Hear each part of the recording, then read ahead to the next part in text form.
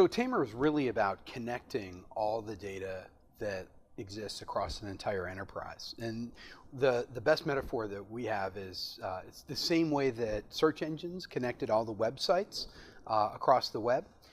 We connect all the different data sources inside of an enterprise so that people can use those data sources to make better decisions every single day. Bringing data sources together is, in many ways, like combining spreadsheets together, right? You take all your contacts that are over here, and you take all of your spouse's contacts that are over here, you combine them into one spreadsheet, and that's a better data source. We do the same thing, but for thousands or tens of thousands of different data sources, and we use advanced machine learning to make that really, really easy and simple to do. If you've just got one or two people and you've got a small number of data sources, it's really not necessary to have a system like Tamr. But as you grow and you get hundreds or thousands of data sources and you have tens or dozens of people doing data science, then you need a platform like Tamr to make sure that the people aren't repeating the same work over and over and over again. Tamr really doesn't replace existing solutions like ETL, but rather complements them. Most ETL solutions are designed to be deterministic. They come from the top down, sort of deciding how things are going to be integrated and then actually doing the integration. The Tamr system is a bottom up or probabilistic kind of integration system, which starts by crawling all the different data sources that are available and then recommending how the data sources are connected from the bottom up. Again, very similar to the way in which search engines crawl all the websites and then make recommendations to people searching Google or Yahoo about which websites might be most interesting for them. We've got these really great machine learning algorithms that examine the data sources and run against them to sort of match as much as they can. But then very, very quickly, what these machine learning algorithms do is develop a confidence level about the connection between two different data sources.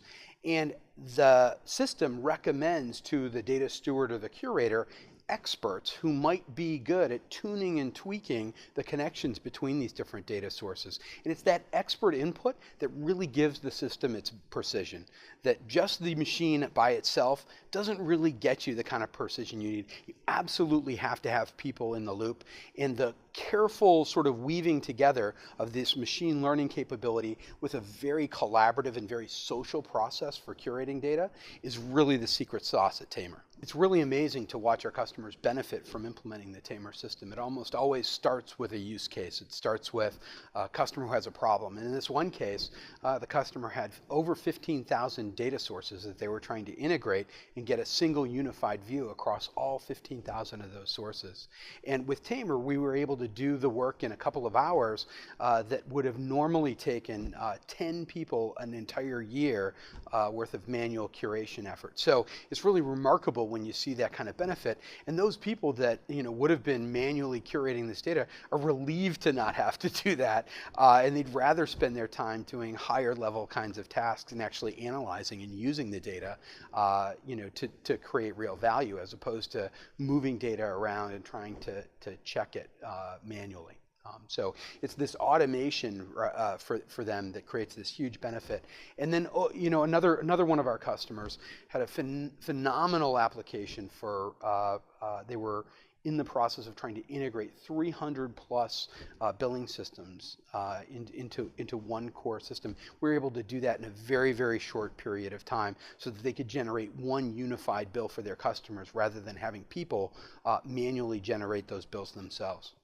The kind of work that we do in the Tamr system is the kind of work that nobody likes to do when push comes to shove. But when they get the benefit of having this sort of integrated view or this unified view of all their data, it's really, it's almost magic for them. It's a capability that they didn't imagine. It really does remind me when search engines first came out, it was remarkable to folks, that they could go somewhere and actually find almost anything that existed across the entire web. We have the same kind of impact, but inside of a company, and again, primarily focused on the data sources, which are really the fuel, right, behind decision making in the enterprise. The way to create, real value is by giving power to the people to make better decisions every single day on the front lines of these companies. CIOs are an incredibly important part of the ecosystem in any company, and what they really need to do is embrace the idea that they should have an inventory of all the information that exists.